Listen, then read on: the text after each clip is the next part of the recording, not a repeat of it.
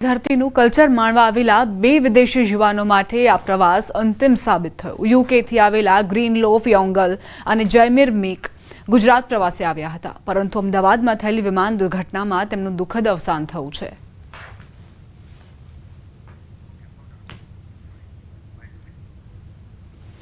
Last થોડા દિવસો પહેલા મારી પાસે બે ક્લાયન્ટ આવેલા હતા જે યુકે લંડન થી બિલોંગ કરતા હતા, ત્યાંથી આવ્યા હતા અને ચાપડાની અંદર રોકાયા હતા।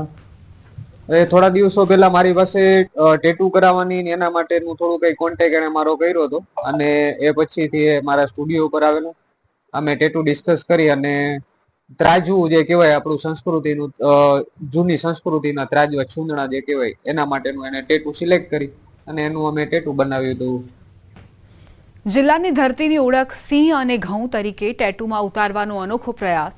જૂનાગઢના ટેટુ આર્ટિસ્ટ તુષાર ખેમાણીના જણાવ્યા અનુસાર અકસ્માતના ફક્ત 2 દિવસ પહેલા વિદેશી યુવાનોએ ભારતીય કલ્ચરથી પ્રભાવિત થઈ ટેટુ બનાવડાવ્યું હતું। ટેટુઇંગ દરમિયાન થોડી વાતચીત થઈ, અમારે થોડી મિત્રતા બંધાઈ। એ અહીંયાથી સારી એવી મેમરી લઈને ગયા અને બીજા થોડા 2 દિવસ પછી 12 તારીખે બપોરે મને થોડા ન્યૂઝ મળ્યા કે આવી રીતથી જે આ વસ્તુ બની છે, પ્લેન ક્રેશ થયું છે અમદાવાદમાં। જેમાં પછી મેં આ વસ્તુ જોઈ કે આ બંનેનું પેસેન્જર લિસ્ટમાં નામ હતું, એટલે તેથી મને કન્ફર્મ થયું કે આ બંનેનું બી આમાં ડેથ થયું છે।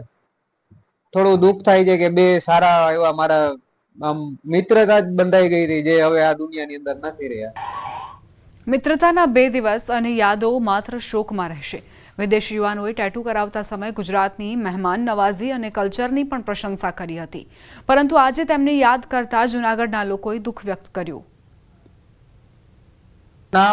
એકનું નામ હતું ફ્યોંગલ અને બીજાનું નામ જેમી હતું।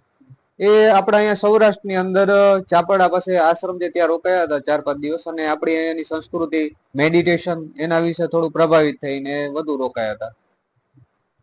ટેટુમાં શું તમને ત્રાજવામાં શું દોરાયું છે?